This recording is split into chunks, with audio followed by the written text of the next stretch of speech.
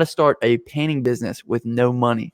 Some of my very first jobs that I got into, and I'll just tell you straight away, it is possible. So basically, if you get the job, right, go out there, get the job. Somebody has some painting tools around. Your parents, your friends, a neighbor, anybody. Somebody has a roller and a brush that you can use. Now, let's just say that, okay, maybe you don't, okay?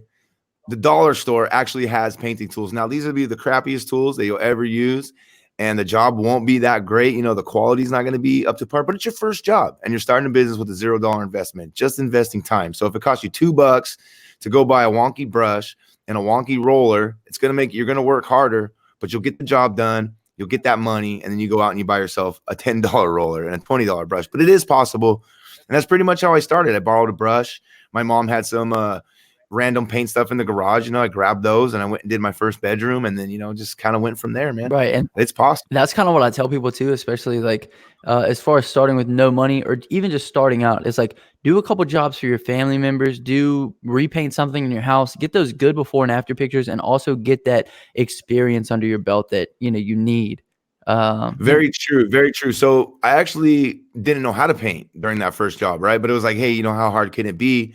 So to gain that experience, I just would paint my own. At the time I had a house, and I just paint my house just over and over and over until I got good at it, you know. And then eventually I felt more comfortable trying to pitch myself and get more like public jobs. Because the first few jobs, like you said, of course, they're like through family or a neighbor or, you know, right, your mom's friend, you know, throwing you a bone or whatever, you know. Right. And I mean, I think that doing those jobs is also going to build confidence, because you're not really, until you do it a bunch of times, you're not really confident in the way that you speak about it, the way that you handle yourself and your demeanor. So you really need to get that experience talking to customers as well. So I would say do your first couple jobs for free, at least. Get those good before and after pictures and use that to market yourself. Yeah, that's a great advice, dude. That's great advice. Or just charge, you know, just say, hey, I'll charge you, just pay me what you think I'm worth, or just, I mean, just $50, you know, whatever. I mean, just something, you know, buy me lunch or, you know, whatever. Like I've done some jobs like that for family members. Just like, hey, buy some pizza. We'll come over here and we'll do it, help or whatever, you know. But you're right. Confidence is key.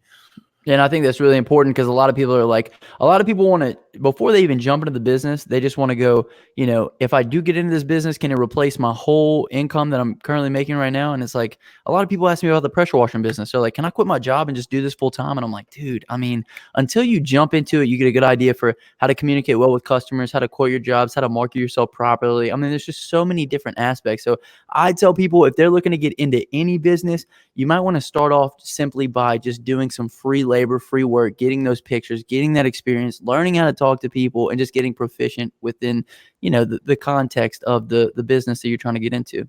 Great advice, dude. That's great advice. I can't argue with that at all. Devin Selders says, ask for a deposit and then go pay for supplies. I think that's awesome, man. You know, so that is actually another way. I'm glad he brought that up. That is, that's definitely how I floated for a long time. You know, you just like, I need a small deposit, and then you can go get everything you need and get started. Great. I'm glad he brought that up. I can't believe I didn't even think of that. Thanks so much for watching the video. If you enjoyed it, give it a like for me, and also leave me something down in the comments section. If you'd like to be notified from my future videos, make sure to hit that subscribe button as well as the bell icon so you don't miss anything. If you'd like to watch this podcast in its entirety, there will be a link in the comment section and the description to the full version of the podcast. Also, if you're curious about any of the equipment that I use to make this video, there will be Amazon links in the comment section and the description. If you click through and purchase anything within a 24-hour period using those links, I will get a small commission, and I'll greatly appreciate you for that. If you'd like to sponsor the channel or support it in any other way, I also have Patreon and merch down in the comment section and the description. But I really appreciate you for watching. My name is Justin. This is Forever Self-Employed. And until next time, hustle hard and get that money. Peace.